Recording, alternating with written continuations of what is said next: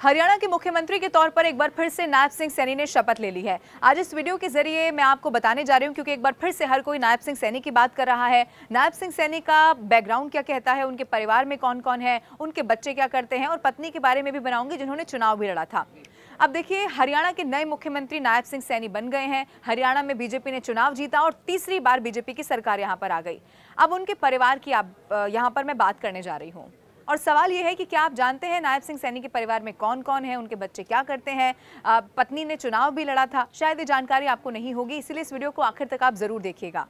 नायब सिंह सैनी लगातार सीएम पद पर अब काबिज हो गए हैं दूसरी बार, और बड़ी कठिन परिस्थितियों में उनके ऊपर बहुत बड़ी जिम्मेदारी थी। जो भी सारी तब्दीली इससे पहले बीजेपी ने की, और वो चुनाव से ठीक पहले किया गया, और उसके बाद चुनाव में एक शानदार जीत बीजेपी को हाथ लगी। जानकारी यह है कि मार्च महीने में मनोहर लाल खट्टर को हटाकर भाजपा ने अपना जो सीएम है वो बदल दिया था, और नायब सिंह सैनी को बड़ी जिम्मेदारी मिल गई थी।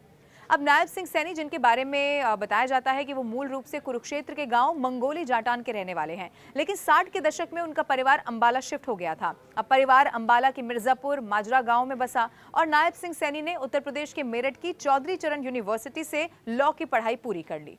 नायब सिंह सैनी के परिवार में 70 वर्षीय मां कुलवंत कौर, पत्नी सुमन सैनी के अलावा एक बेटा अनिकेत और बेटी वंशिका है। उनका बेटा अनिकात जो है वो लॉ कर रहा है, जबकि बेटी वंशिका 12वीं की स्टूडेंट है।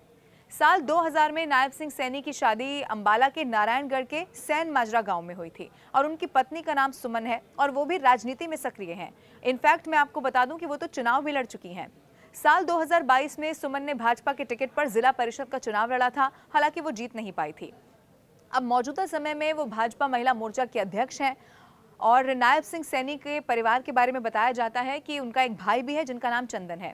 अब बताया जा रहा है कि नायब सिंह सैनी के पिता तेलुराम सैनी ने वर्ष 1962 में चीन और साल 1971 में पाकिस्तान के खिलाफ युद्ध में भी हिस्सा लिया था। वो वर्ष 2005 में सेना से रिटायर हुए, हालांकि इसी साल उनका हार्ट अटैक से निधन भी हो गया था। गौरतलब है कि नायब सिंह सैनी ने अपना पहला विधानसभा चुनाव 2009 में लड़ा, लेकिन वो हार गए थे। 2014 में फिर वो चुनाव जीते और मंत्री रहे थे।